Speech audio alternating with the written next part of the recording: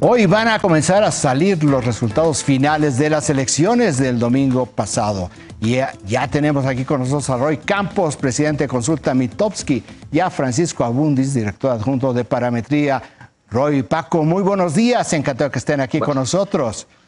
Buenos días, Ray. Buen día, ¿cómo estás, Ray? Bueno, ya tenemos algo más de reposo, ya tenemos mucho más de información. Te pregunto, Roy, ¿cómo se va a redefinir el mapa político de este país durante los próximos 3 años? A ver, el mapa es muy claro, ¿no? Un país muy gobernado por Morena, en términos de los estados y de algunas ciudades, muy gobernado.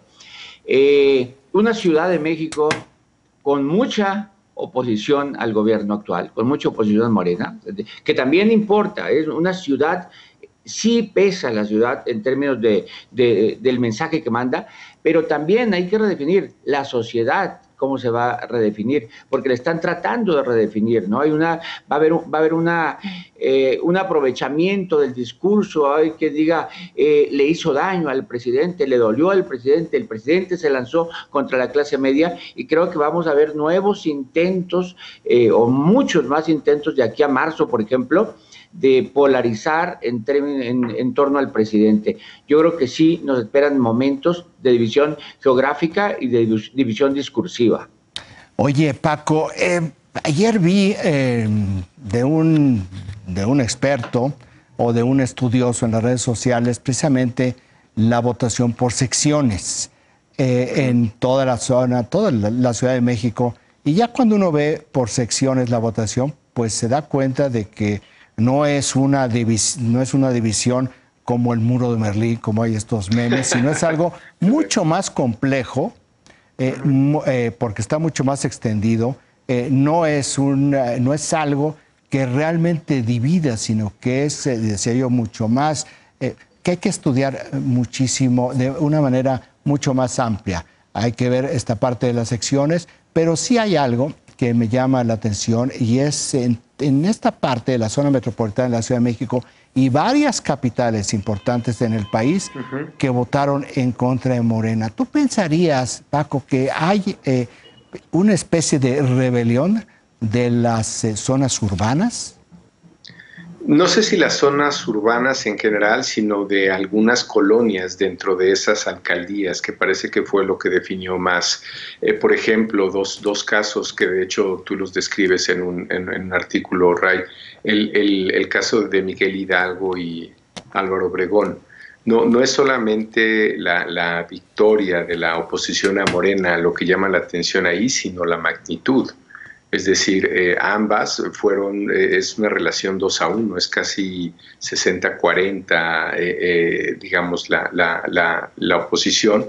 Entonces, como bien señalas, es un mapa más bien mixto, estas caricaturas que se han hecho de una división casi por la mitad de la Ciudad de México. Como bien señalas, cuando ya vas a las secciones electorales, ves que tiene que ver con colonias específicas.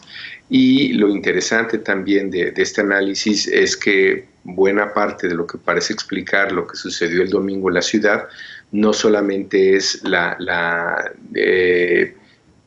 el que estas se ha denominado clases medias o colonias de clase media que votaron en contra, además participaron en niveles históricos, lo cual me parece que es algo que tenemos que incorporar al análisis. ¿Por qué más del electorado de Morena no salió a votar? Oye, ahora, Paco, la polarización aquí y en todos lados siempre lleva a una mayor participación electoral. Lo vimos en la elección presidencial en Estados Unidos. Entonces no es algo como inusual, sino como que el metabolismo de este país se aceleró, ¿no lo crees? Sí, digamos que funcionó para una mitad del electorado, esa polarización con mayor participación. No funcionó para la otra mitad. Aquella mitad que se siente más agredida, probablemente más involucrada por este discurso presidencial, fue la que salió a votar en, digamos, el diferencial en algunos lugares es hasta de 20 puntos en participación. Ahora, esto que Se nos ha congelado Fue. Paco Abundis. Roy, voy contigo y me voy al 24, Roy, porque queramos reconocerlo o no, la sucesión presidencial comenzó. ¿Tú crees, Roy, que la jefa de gobierno Claudia Sheinbaum, la jefa de gobierno de la Ciudad de México, resulta herida ya de manera irreversible o tiene márgenes para poder recuperarse y poder aspirar a la candidatura presidencial? A ver, yo creo que sí quedó algo dañada, pero no hay que borrarla. O sea, no podemos decir ya está eliminada, ¿no?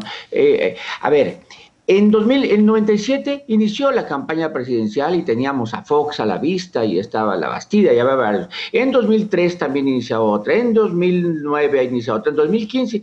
La diferencia es que hoy inicia una campaña presidencial realmente sin nombres, más como fuerzas políticas, más como discursos o posicionamientos que con nombres, porque si le buscas, es decir, bueno, está Claudia, está a ver si sobrevive Ebrard, a ver, hay nombres, y del otro lado solo hay una coalición opositora, un bloque que decidió juntarse, que ya va rumbo al 2024, pero del que no aparece un solo nombre a la vista.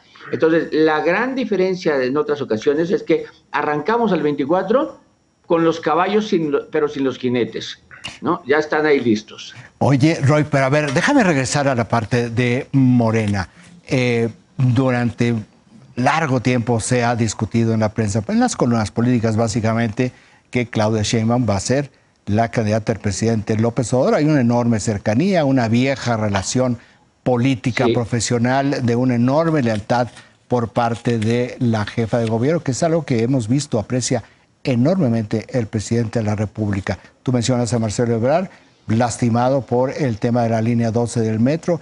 ¿Tú considerarías que el presidente López Obrador, conociéndolo como lo puedes conocer, porque realmente quizás ni él mismo se conoce a plenitud, está pensando en un plan B para el 24?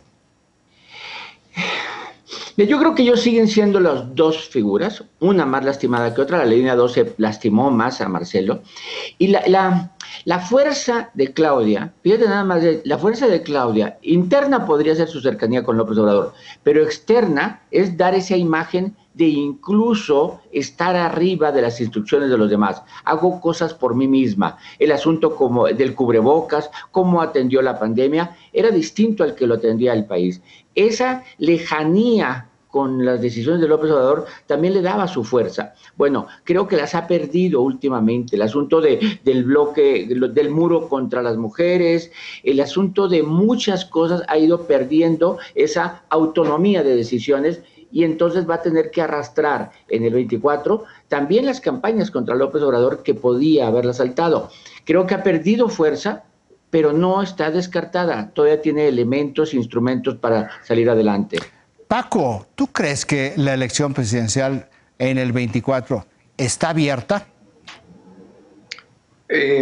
Yo creo que si remitimos lo que pasó este domingo a los históricos, me parece interesante que lo que obtuvieron las principales fuerzas electorales fue casi una calca de lo que hicieron en el 18, que probablemente es también otra de las mayores sorpresas.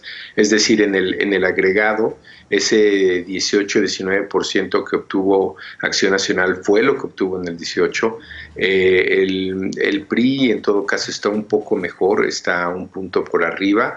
El Verde está casi como se votó por él, el PT, y bueno, incluido el propio Morena. Es decir, en 3 años, a pesar de todo lo que ha sucedido en el agregado, independientemente de estos segmentos sociales de los que estamos hablando, da la impresión de que no cambió, no es que no haya pasado nada, pero por lo menos en comportamiento electoral, todo el mundo se quedó con lo que ya tenía desde el 18 o números muy parecidos. Ahora, respecto a la Ciudad de México, que creo que explica prácticamente todo lo que pasó en la elección, en el diferencial que había en las mediciones, que prácticamente no bajaban de 40 Morena y queda en 35, 36, creo que casi todo lo explica la Ciudad de México. Es decir, si la Ciudad de México se hubiera comportado como el resto del país, hubiéramos tenido estos números que se tenían donde se sobreestimó a Morena. Aquí la pregunta que sigue yo creo, y tiene que ver con tu razonamiento o con tu reflexión sobre Claudia Sheinbaum, es si el voto de la Ciudad de México se lo dedicaron al presidente o se lo dedicaron a Claudia, que no es lo mismo, se parece, pero me parece que son dos lecturas de las que sabremos más con encuestas de salida probablemente y otros análisis, pero mi impresión, mi intuición es que este voto digamos, que hace que pierda la mitad de la ciudad Morena, por lo menos en las alcaldías, mi intuición es que se lo dedicaron más al presidente. Roy, 2024, ¿nada para nadie? No, nada para nadie, nada para nadie, pero totalmente, no lo digo para afuera, no, es totalmente nada para nadie. Tú analizas el bloque a favor del presidente, el bloque en contra del presidente, y son menos de 3 puntos de diferencia. Es nada para nadie, sin una campaña, sin personas y faltando tanto tiempo, nada para nadie absolutamente. Pues celebremos la democracia. Roy Campos, Paco Abundis, muchas gracias por estar aquí con nosotros esta mañana. Síganse cuidando. Un gusto.